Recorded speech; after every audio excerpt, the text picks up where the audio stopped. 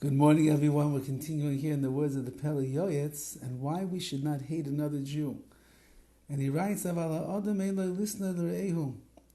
should not hate your friend if he doesn't go in the proper path.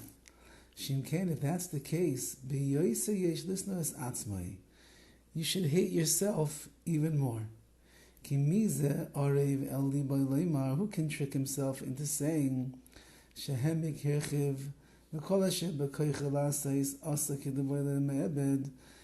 a person actually fool himself into believing that everything that I could possibly do in my avodas Hashem, everything I could do to utilize my strengths and my abilities I've used in the world of Torah and the mitzvahs.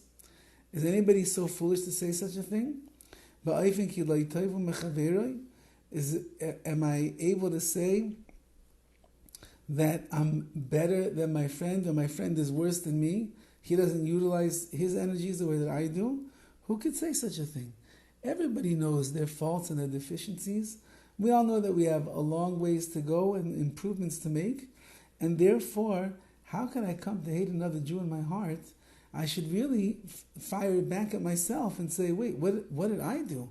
I see this person doing something wrong. It agitates me and it bothers me. I look down on him.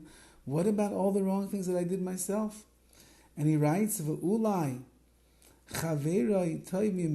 my friend is actually better than me. According to who he is, what his abilities are, what's expected of him, maybe he's doing even more.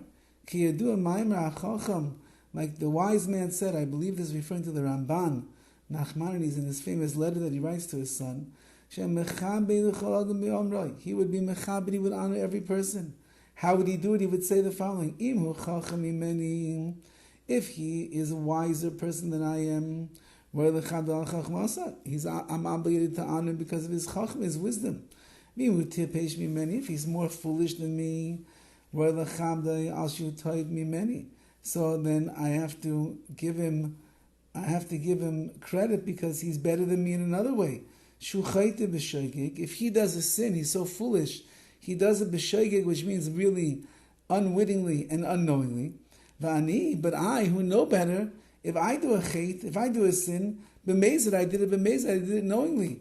So who's better, who's worse? He's better because if he does sins, he doesn't know really he does a sin. And if I do a sin, I know very well what I'm doing. And therefore I'm held more accountable. V'chein, ala derech hazais. In this way, because a person is alive, she put it to his heart to have pure thoughts, to chase away hatred, and awaken and arouse love for his fellow Jew. You'll have tremendous amount of reward coming your way, because Hashem's midah of goodness, his trait of kindness, is much better than the negative. And therefore, if you're able to be someone that sees the good in their friend and sees only the good and doesn't think about the bad, Kadosh Baruch Hu is going to reward you handsomely.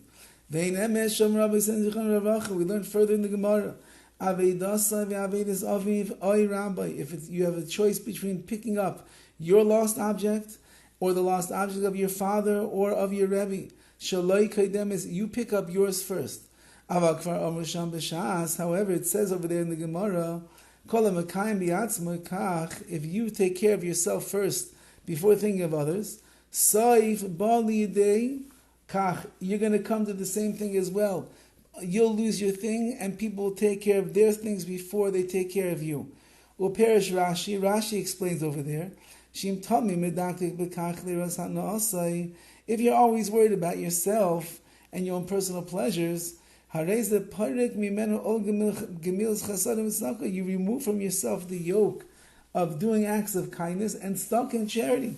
In the end, you'll be the person who needs charity and handouts. Rahman al-Islam. You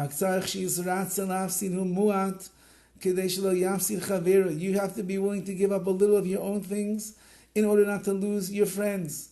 That your friends should be able to gain a lot. To save your friend from his own sorrows, his own difficulties. And then HaKadosh Baruch will command you, He'll reward you with tremendous amount of blessing. Says the PELE YOETZ that who are you in this world for, yourself or others? And we know that the reason we came into this world is to take care of others. And if I'm concerned about myself more than I'm concerned about other people, Hashem will remind me. So then I'll be concerned about other people more than I'll be concerned about you, Rahman al-Islam. And the final little paragraph, V'ikar Ahavas Re'im, the main love that we're supposed to have for our fellow Jew. Who she is labesh atzma beguf chaveroi ba'ofen shaf imu einu makpir al kvoidoi. I have to dress myself up in the body of my friend, meaning I have to really put myself in their place. And that means that even if he's not makpid, he's not particular about his own honor. Ve'al bizon, he doesn't care if he gets ashamed or embarrassed.